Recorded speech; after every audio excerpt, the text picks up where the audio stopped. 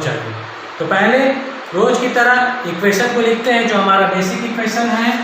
पहला है induced EMF का E = E0 sin omega t, ये पहला। और दूसरा जो था current I = I0 sin omega t। यही दोनों बेसिक इक्वेशन है जिनका हम लोग बार बार यूज करते हैं। और कल जो हम लोगों ने रिलेशनशिप फाइंड किया था वो हम लोगों ने फाइंड किया था मीन वैल्यू और मैक्सिमम वैल्यू के बीच, जो ये था IM = 0.637 I0। ये बच्चों देखो ध्यान से, ये हमारा कल का इक्वेशन था। कल जो रिलेशनशिप हम लोगों ने फाइंड किया था इसी को।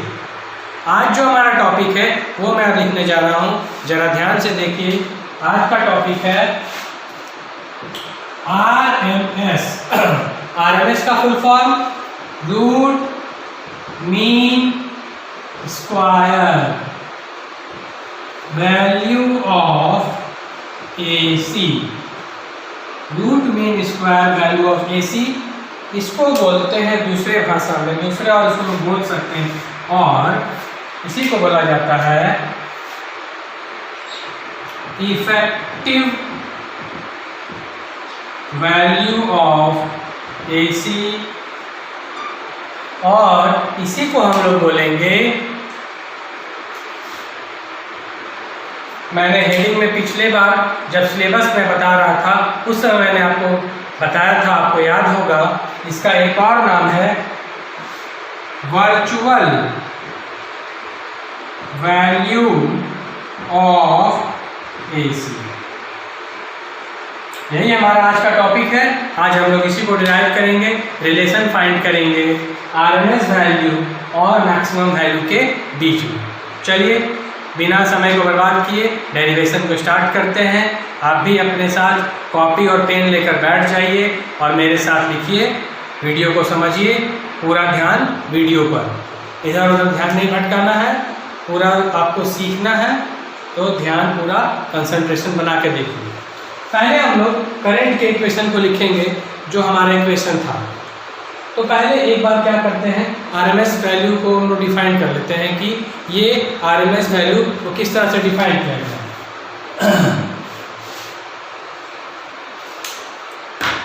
It is defined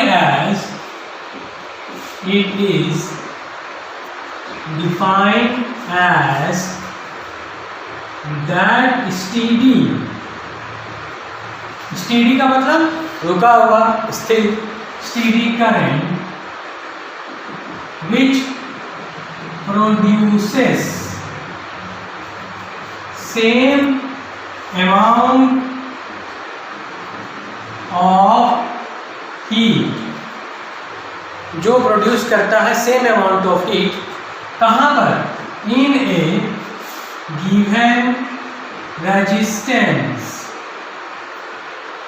इसमें एक गिवन रेजिस्टेंस में, as produced by AC in 1 cycle. ये एक ऐसा स्टेडी करंट है जो क्या प्रोड्यूस करता है, वो हीट प्रोड्यूस करता है। अब आप सोचिए कि कोई करंट हीट कब प्रोड्यूस करेगा। अब ध्यान दीजिए, आपने पढ़ा है करंट इलेक्ट्रिसिटी, उस चैप्टर में आप पढ़ते हैं कि मान लीजिए ये कोई कंडक्टर है, इस कंडक्टर से करंट फ्लो हो रहा है, तो रेजिस्टेंस इस कंडक्टर का इंटरनल प्रॉपर्टी जो करंट के फ्लो को क्या करता है, विरोध करता है। वो क्या करेगा, इस करंट के फ्लो को रोकेगा, जिसके कारण यहाँ पर फ्रिक्शन होगा, और जहाँ फ्रिक्शन होगा वहाँ पर कौन सा एनर्जी प्रोड्यूस होगा, वहाँ पर हीट एनर्जी प्रोड्यूस होगा। तो अब हीट कितना प्रोड्यूस होता है, इसका फार्मूला भी आप लोग जानते हैं, H = I²RT। अभी मैं इसको लिखूंगा, H = I²RT। वी नो, हम लोग जानते हैं करंट का basic equation I0 sin omega. देखिए इसका हम लोगों ने यहाँ पर इस्तेमाल किया, इसलिए आपको ये बिल्कुल ध्यान से समझ लेना है, मन में बैठा लेना है कि ये इक्वेशन हर जगह है। अब जो अमाउंट ऑफ हीट है वो प्रोड्यूस हो रहा है उसको कितना लिखते हैं, amount of heat produced in small time. Small time को किससे डिनोट करते हैं, dt से। t अगर होगा तो बड़ा टाइम होगा, स्मॉल टाइम होगा तो वो कहाँ आएगा, dt। अब फॉर्मूला मैंने आपको बोला थोड़ा देर पहले, आपने सुना होगा H equal to I square R T. तो यहाँ पर जब स्मॉल टाइम है तो स्मॉल हीट भी होगा, I square R D T. Small time देख रहे हैं आप। अब हम लोग यहाँ से I की वैल्यू यहाँ पुट कर सकते हैं। चलिए पुट करते हैं, फ्रॉम इक्वेशन 1 dH बराबर I की वैल्यू क्या है, I नॉट स्क्वायर हो जाएगा साइन स्क्वायर ओमेगा टी, और ये आर डी टी तो रहेगा ही। आर बताइए क्या है, आर है रेजिस्टेंस, ठीक है। ये तो निकल गया स्मॉल हीट। अब हम लोग क्या करेंगे, कल जैसे हम लोगों ने किया था, कल भी हम लोग इसी तरह से इसी स्टेप को फॉलो कर रहे थे। आप वीडियो को ध्यान से देखिए तो आपको ये समझ में आ जाएगा कि मैं जो भी स्टेप्स आपको बताता हूँ वो कॉमन होते हैं। कहने का मतलब जो स्टेप मैंने कल वाले डेरिवेशन में फॉलो किया उसी को आज भी कर रहे हैं। ऐसा इसीलिए ताकि आपको आसानी से ये डेरिवेशन समझ में आ जाए और आप इसको एग्जामिनेशन में ठीक ढंग से लिख लें। अब हम लोग इसको क्या करेंगे कि हमें पूरा अमाउंट ऑफ हीट प्राप्त हो जाए। जरा सा मन में सोचिए, मैं आपको टाइम देता हूँ कि अब हम क्या करेंगे, इस इक्वेशन को किस तरह से सॉल्व करेंगे कि हमें पूरा अमाउंट ऑफ हीट प्राप्त हो जाए। ठीक कहा, ठीक सोचा आपने। इसको हम लोग इंटीग्रेट करेंगे, और इंटीग्रेट किसके साथ करेंगे, प्रॉपर लिमिट के साथ करेंगे। चलिए फटाक से इंटीग्रेशन करते हैं। कल भी हम लोगों ने यही स्टेप किया था फॉलो, तो उसको लिखना पड़ेगा। इसको मान लेते हैं equation 2। So total amount of heat produced can be obtained. Obtained का मतलब प्राप्त किया जा सकता है by AC in one cycle by integrating equation कौन सा 2 इसके साथ विथ प्रॉपर लिमिट के साथ। अब इस इक्वेशन को प्रॉपर लिमिट के साथ इंटीग्रेट कर देना है, आंसर आ जाएगा। चलिए इंटीग्रेशन स्टार्ट करते हैं। dH 0 से लेकर H, इधर 0 से लेकर T। ये ध्यान देने वाली बात है, कल हम लोगों ने इंटीग्रेशन में जो लिमिट लिया था वो लिया था 0 से T/2। आपको याद होगा ऐसा हमने क्यों किया था। ऐसा हम लोगों ने इसीलिए किया था क्योंकि कल जो मीन वैल्यू को हमने डिफाइन किया था वो मीन वैल्यू हमेशा डिटरमाइन की जाती है हाफ साइकिल पर। फुल साइकिल पर इसलिए नहीं की जाती है क्योंकि फुल साइकिल पर एवरेज वैल्यू 0 हो जाता है, तो हम लोगों ने हाफ साइकिल को यूज किया था। आज हम लोग मीन वैल्यू को नहीं फाइंड कर रहे हैं, आज हम लोग RMS वैल्यू फाइंड कर रहे हैं। तो इसके लिए हम लोग पूरा 1 साइकिल लेंगे, तो 1 साइकिल में टाइम पीरियड हो जाएगा T। अब इधर का पार्ट लिखते हैं RHS का। क्या था, I0 square sine square omega T R dt। अब क्या होगा, कांस्टेंट टर्म बाहर आ जाएगा, I0 स्क्वायर कांस्टेंट है, बच जाएगा sine square omega T dt। अब ये ट्रिगोनोमेट्रिकल फंक्शन है साइन स्क्वायर थीटा का। अब इसका जो फॉर्मूला होता है वो हम लोग जानते हैं। फॉर्मूला क्या है, ध्यान से देखिए किस तरह का स्टेप्स को मैं बना रहा हूँ, बिल्कुल ध्यान यहाँ पर, तभी आपको समझ में आएगा। इसको हम लोग लिख सकते हैं 1 minus cos 2 omega T by 2, अगर ये इधर आ जाएगा dt।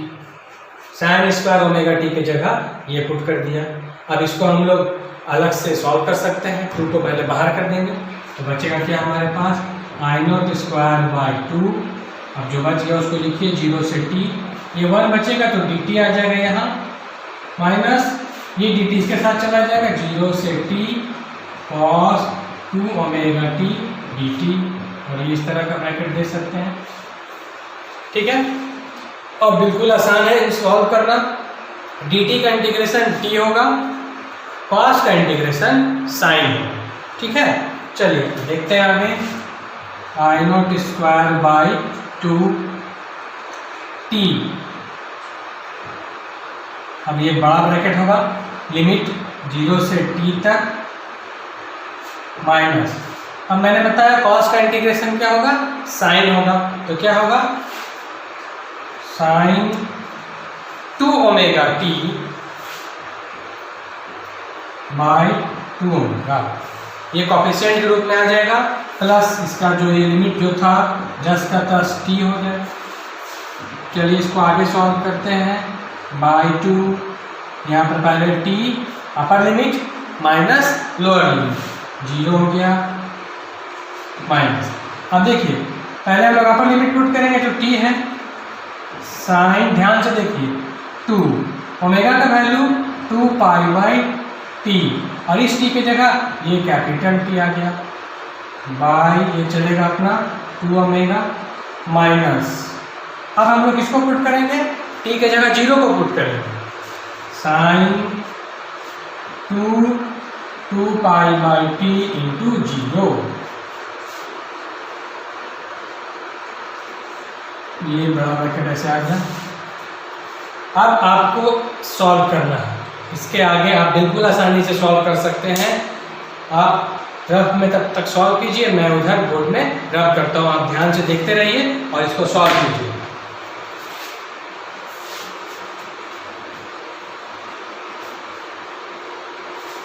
आशा है अभी तक आप लोगों ने इसको सॉल्व कर लिया होगा। जो बच्चे सॉल्व कर लिए हैं इसका मतलब वो लोग पूरा ध्यान वीडियो पर दे रहे हैं, पढ़ाई सीरियसली कर रहे हैं, और जो नहीं सॉल्व कर पा रहे हैं उनको और अधिक मेहनत की ज़रूरत है। आप ध्यान दीजिए, समय को बिल्कुल बर्बाद मत कीजिए, समय का यूटिलाइज कीजिए, बहुत आसान है, आप कोशिश कीजिए, आपसे आसानी से सॉल्व होगा। बस जो टर्म कैंसिल हो रहे हैं उनको कैंसिल कर देना है, और जो बच जाएगा उसको लिख देना है, और तो कुछ नहीं करना है, कोई इसमें बड़ी बात नहीं है जो आप इसको ना कर सकें। चलिए देखिए क्या बच रहा है, I0 स्क्वायर बाई 2, यहाँ से t बचेगा क्योंकि t माइनस 0 तो t हो गया माइनस। अब देखिए साइन, यहाँ t से t कट जाएगा तो 2 2 जा 4, यानी साइन 4 पाई माइनस, फिर देखिए 0 से मल्टीप्लाई हो रहा है, यानी एंगल यहाँ पर क्या बन जा रहा है पूरा 0, तब वो बचेगा साइन 0 बटा में 2 ओमेगा तो रहेगा, साइन 0 बटा में 2 ओमेगा। अब देखिए I0 square by 2 t minus 0, sine 4 pi, sine pi की वैल्यू 0, 2 पाई की वैल्यू 0, 3 पाई की वैल्यू 0 और 4 पाई की वैल्यू भी 0। कहने का मतलब साइन n पाई की वैल्यू हमेशा 0 होती है, तो हम लोग इसको यहाँ 0 करेंगे, साइन 0 का वैल्यू भी 0, तो 0 बटा समथिंग, इसका मतलब रिजल्ट क्या आएगा बच्चों 0 आ जाएगा। बच गया क्या, I0 स्क्वायर 2 इंटू टी, और ये तो हमारा RHS सॉल्व कर लिया हम लोगों ने। LHS में देखिए ध्यान से, यहाँ पर DH है, DH का इंटीग्रेशन H होगा, लिमिट 0 से H यानी H माइनस 0 यानी H, अब यही H इधर LHS में चलता चलेगा, लास्ट में हमें क्या मिलेगा H, इसको हम लोग मान लेते हैं इक्वेशन 3। अभी तक हम लोगों ने इक्वेशन 2 माना था, अब हम लोग इक्वेशन 3 मानेंगे। अब हम लोग देख रहे हैं IRMS हमें फाइंड करना है, चलिए इसको मान लेते हैं, लेट IRMS बराबर root mean square value of किसका, AC का। अब ये root mean square value AC का क्या है, अमाउंट ऑफ हीट, वैसा अमाउंट ऑफ हीट जो प्रोड्यूस हो रहा है दिस करंट के द्वारा सेम रेजिस्टेंस में और सेम टाइम पे, यानी हम लिख सकते हैं amount of heat produced by this current in same resistance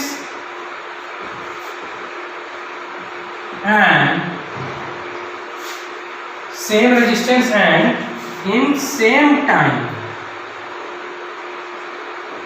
तो जब ये होगा तो फिर से हम लोग अमाउंट ऑफ हीट के फार्मूला को पुट करेंगे, फिर से हम लोग लिखेंगे अमाउंट ऑफ हीट का फार्मूला क्या होगा। अभी मैंने आपको थोड़ा देर पहले बताया था, आप याद कीजिए कि फार्मूला क्या है अमाउंट ऑफ हीट प्रोड्यूस्ड का।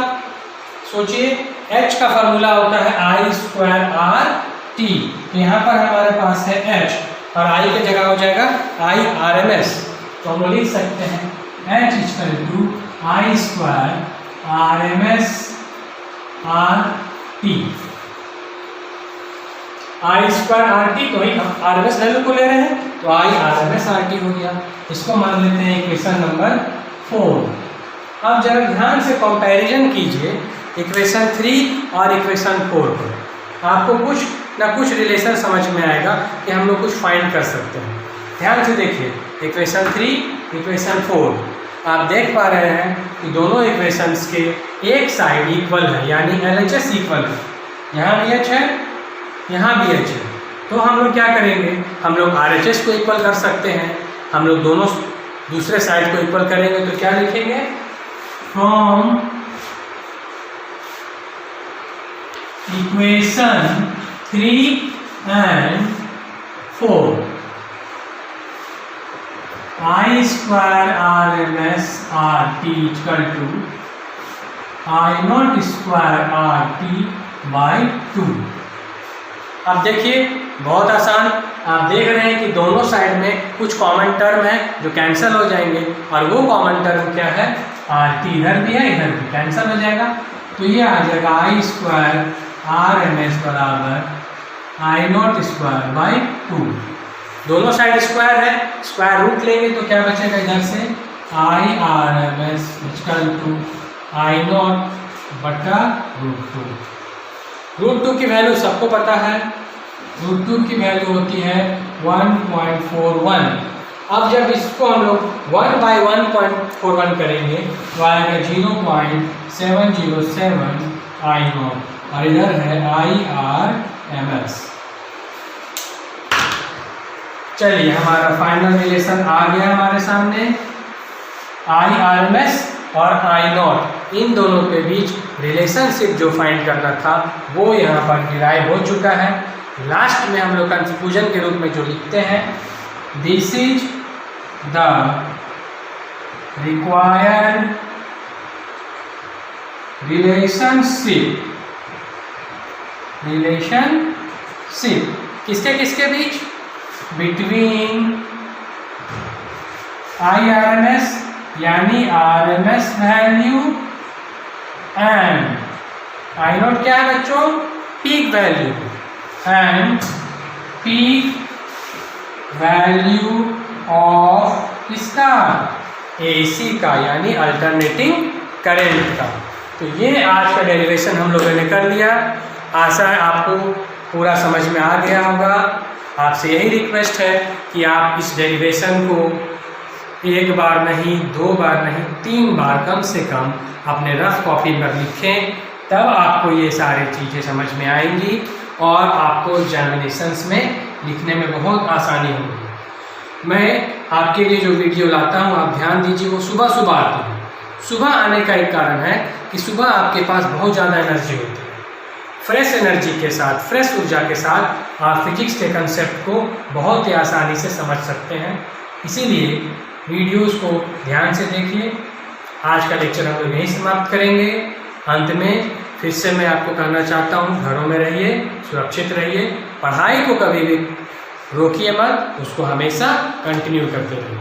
Thank you so much for watching this video. कल के वीडियो का इंतज़ार कीजिए। कल हम लोग different types of AC circuit के बारे में चर्चा करेंगे। तो कल तक अपना ध्यान रखिए और पढ़ाई पर भी पूरा ध्यान दीजिए। Thank you.